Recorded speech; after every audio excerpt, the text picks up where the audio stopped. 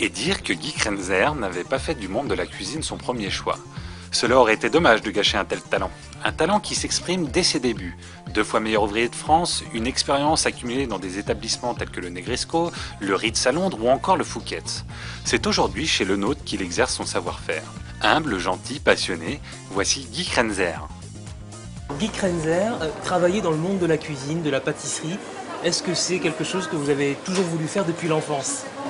Alors écoutez, pour être très direct, non, puisque j'avais plusieurs possibilités, que ce soit dans la joaillerie, dans l'ébénisterie.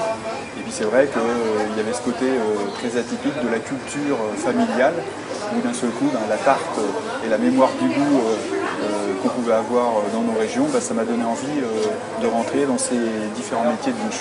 Un petit coup d'œil sur votre parcours et là, ça en jette. Negresco, Ritz, Fouquet's, Le Nôtre. Quel CV! Écoutez, c'est un peu ce parcours justement où d'un seul coup vous avez vos maîtres d'apprentissage qui vous disent bon ben voilà, maintenant tu as appris telle technique, telle façon, ou alors à tel niveau, tel échelon, et c'est ce qui va vous former. Et ça pour nous, aujourd'hui avec un petit peu de recul, sont des expériences atypiques qui forment et qui sont très intéressantes et obligatoires. Vous êtes aujourd'hui chez Le Nôtre. Oui. Comment vous êtes arrivé ici? Écoutez, c'est simple, c'est Patrick Sicard, qui est le président de la maison Le Nôtre et du directoire, qui quelque part m'a appelé pour me demander si j'étais intéressé.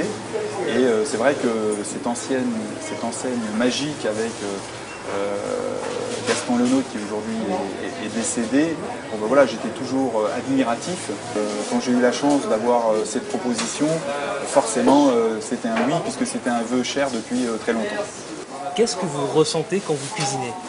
Écoutez, que ce soit la cuisine, la pâtisserie, la chocolaterie, la glacerie, c'est cette transformation, le plaisir éphémère, mais le plaisir des gens, et c'est tous les jours différents. On travaille des produits de saison, avec des hommes, des femmes, et c'est pas un chef qui parle, c'est souvent un chef avec ses équipes.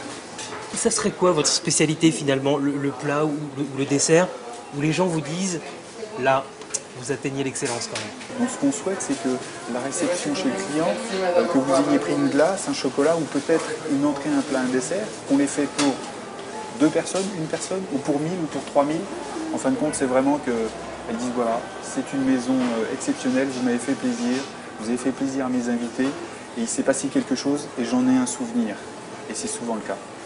S'il y avait un mot pour décrire ce que vous a apporté la cuisine en général, dans votre vie jusqu'à présent? Du bonheur, de l'amour. On dit souvent que le chef fait la cuisine comme il fait l'amour. Donc écoutez, j'espère que la cuisine et la pâtisserie est vraiment très bonne. Et enfin, vous êtes cuisinier, pâtissier, donc votre objectif à chaque création, c'est que ça soit réussi. Oui. Et vous, quand vous regardez dans le rétroviseur, est-ce que vous vous dites j'ai réussi? Et justement, c'est cette remise en cause qui doit être permanente et qui fait partie, à quelque part, de notre métier. Donc oui, de temps en temps on est satisfait, mais il faut rester vraiment humble et prudent.